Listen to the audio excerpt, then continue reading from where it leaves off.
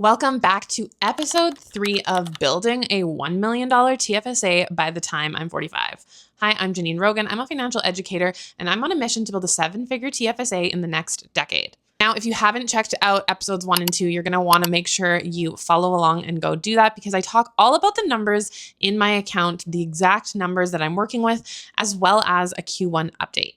But as part of the series, I wanted to make it educational for Canadians. And so in this episode, I wanted to talk about contribution room. Now, if you've never maxed out your TFSA and you're a Canadian, you probably have more room than you actually think. The thing is, most people actually have no idea what their actual contribution room is.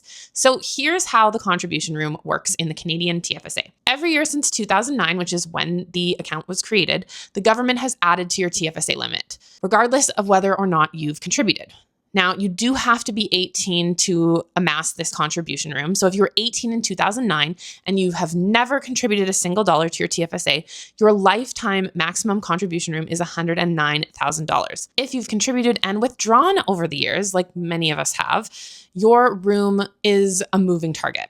And getting it wrong could mean an overcontribution penalty of 1% per month. And that actually happened to me a number of years ago. Now, you can look up your number on your My CRA account. However, this number is not always accurate and up to date. So it is best to track it yourself. Now, I have created a TFSA calculation template.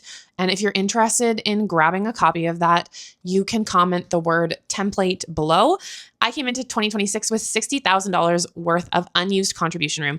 And my plan this year is to try and contribute over half of that amount. This is still going to leave about $25,000 for future years. Now, the point is not to panic about the number. The point is to know it and understand what you can use it for and make a plan around it. Knowing your contribution room is step 1. Knowing what to do with it is step 2.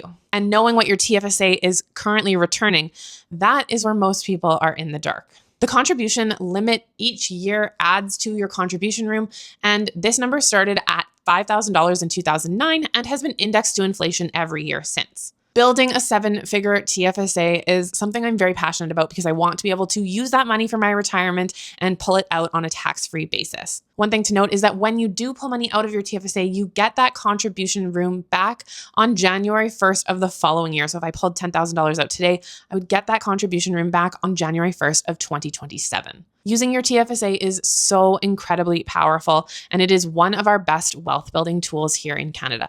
So if you want to figure out what your contribution room is and make sure that you're accurately tracking that number, comment the word template below and make sure you follow along so that you never miss an episode of building my 7-figure TFSA.